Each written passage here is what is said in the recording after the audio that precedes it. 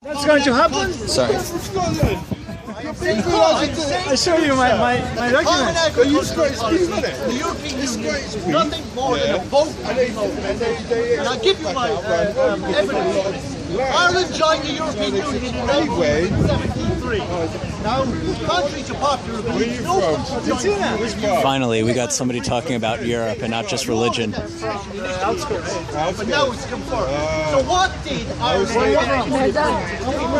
Of course, if you look at Ireland, the little islands off the coast of Western Europe, it would have become immediately apparent to you it is one of the largest coastlines in Europe after Scandinavia. Then the Gulf Stream just comes off the west coast of it. It had the richest fishing waters in the European Union by the largest of margins. And that is what it brought to the table when it joined the European Union. They were asked, the Irish government that agreed that, were asked what did they want to adopt, an agricultural policy or an aquacultural policy. They decided to go for an agricultural policy for the simple reason that the Irish Farmers Association is the largest bodying member within the Republic of Ireland. And the fishermen in Ireland just weren't as organised. Immediately with the strike of 110 in 1973, they put every fishing village, including the one that I was reared in, out of business overnight. Where I live, on the west, where I was brought up on the west coast of Ireland, there was a rock. We used to call it locally split rock. We were well aware of it as fishermen for obvious reasons. 7 years ago, 6 Spanish sailors were drowned when their trawler sailed from Spain and hit that rock. Now I'm saying simply because they did not, they were unfamiliar with the waters where the locals were. But I'm afraid these things happen. But what I am saying, Ireland sold its most prized possession, which was rich fishing waters, in order to gain entry into the European Union. It's intellectual. What about its universities and all the rest of that? Okay, How many people now thank you. Now the man has asked me the obvious question. I just clear the stage for the people here who don't understand the format of this corner. How I like to hold a meeting is, if you ask me a question, I will try to answer. But this man just does not like this format. This man, I don't know what it is, some kind of hormone imbalance or something.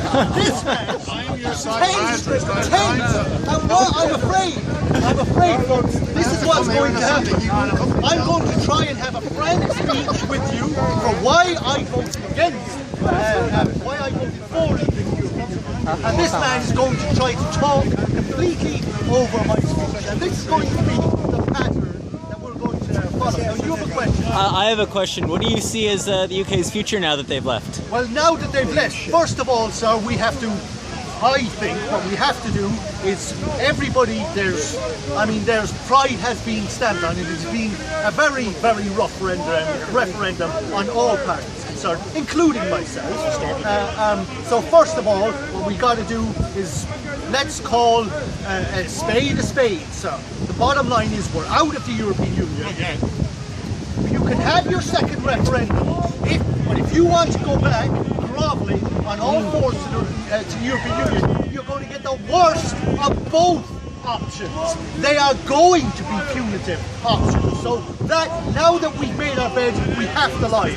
Now, first of all, the single greatest factor, of course, of leaving the European Union is that we have control over our borders. The first thing what we need to do is implement a point-based immigration system. As Farage The Irish says. border runs down the centre of Irish villages. I have no problem with having to use my passport to get into the Republic of Ireland, or indeed Northern Ireland, or indeed Scotland, if that's what it comes down to. I have no problem doing it.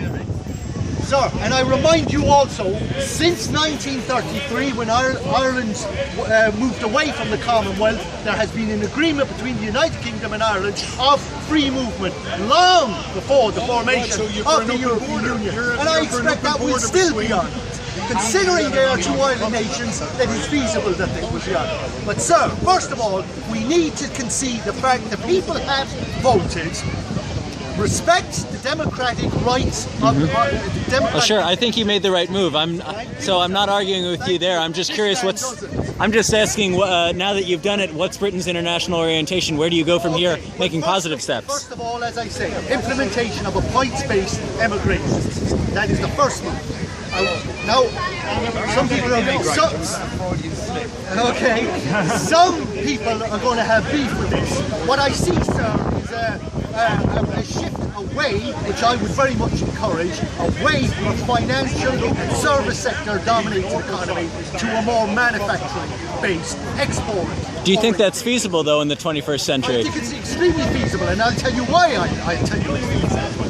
What is the largest export in the European Union? You know this off the top of your head. I don't actually. Oh, sir. I'm sorry, I'm not European. Okay. Well, sir, I'm sure somebody else. Okay. It's obviously Germany, sir. Now, it's Germans. Yes, sure, of course. You know. Now, sir, do I have to remind everybody here? Now, I've argued this point. I've been speaking here in Speaker's Corner for nearly 6 years now, and I've always made this point. I'm afraid we left the European Union because the government and the political and economic ideologies of this country left low skill, what they deem, which is a derogatory term of course, people like me behind. What people want is this high-tech economy. They seem to think that they can just marginalise people like me, and if I speak out against it, first of all, I'm told I'm uneducated, and if I get past that hurdle, the R words comes out, and they think then that there are no political ramifications that we now know by marginalising 52% of the electorate. I think you're right, and all they do is sneer at people for... Absolutely. Yeah. I ask you this simple question. Does education make you a more moral person? I do not think. It wasn't education that told me not to steal, not to rape, not to murder. It wasn't education. These are basic human morals. It's not a question of education. But more importantly than that, I do believe it is feasible that Britain could return to an export-orientated economy rather than a service sector, financial. Well, what would Britain export? Well, we'll look deeply into that. Thank you for these intelligent questions. 70% of our economy is services. You're trying to be patronising. Okay, I am being patronising. Now, as I say, what country in the European Union enjoys the highest percent of agreement in the European Union? In recent polls, sir. Oh, recent polls. Yes. So the last 10 years, last 5 years? Okay, well it's of course Germany. 72% of Germans agree that the European Union is still a very good thing. Even in 2016, all that they've been through. The reason I believe they think that is because they are an export-oriented economy, and for the simple reason they have the most to gain by the European Union. We all know that the euro is based on the Deutschmark. And we all know that if the Germans still had the Deutschmark and became the second largest exporter in the world, the value of the Deutschmark would have rose so much that it would have made German exports on the global market uncompetitive. So it was in their interest to tie the Deutschmark to unsustainable economies like Ireland, Greece, this country to some degree, France and so on and so forth, to bring down the value of the euro on the global stage, thus making Mercedes-Benz, Hiltis, BMWs and whatever. So will Britain sell cars? On the global market. Is that what it's going to be? Sorry? Will Britain sell cars then? Okay, well let's look at that. I have made this speech and I've made an example of 4 British world-leading companies. Companies that do not just contend, do not surf the wake, but cut that wake. They are world leaders in their fields. Them 4 companies, and this man can back up exactly what I say because I made this speech before we had this referendum. One is JCB. Has anyone heard of that company? Joseph Cyril Bamford, second largest construction manufacturer in the world, tipped to become number 1 with the directory it's taken.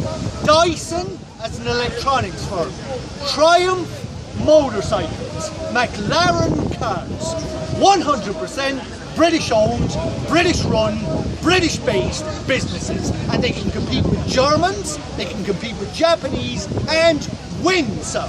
All we've got to do is model companies on their effectiveness. Dyson moved its manufacturing to Malaysia. Thank you for that The question. other two companies Thank you you. mentioned are Thank you. tiny.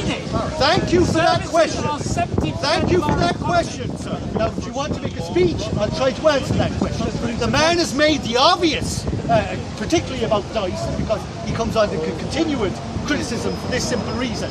Yes, Mr. Dyson, I believe it was in 2003, moved his entire manufacturing base to Thailand, if I believe correctly, under great protest of the British public.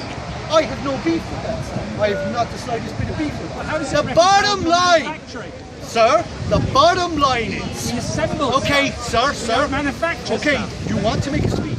Listen to my answers. The bottom line is... He's the only voice that's heard. Thank you. The bottom line You're is... elected to the speaker. When I am an advocate of manufacturing. Now you may think that this is a tough stance to take, but I was against the nationalisation of the British steel industry recently. I was against it. For the simple reason, I don't see steel production as a major technical feat in a first world country. When I am talking about manufacturing, what I am talking about is high-tech manufacturing. There's no possible way Britain could make silly plastic components and ball bearings and could compete with the emerging markets efficiently. There's no possible way.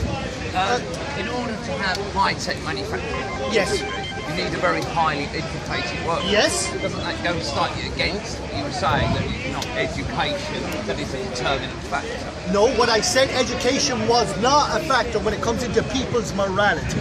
I am not a racist because I'm ill-educated. There is no direct connection there whatsoever. It does not stand to reason that if the entire electorate of the UK had a college degree, there would be no racism in these countries. It does not stand, it does not follow. But I did not say that education, a highly educated workforce, is not productive. I didn't make that connection. No.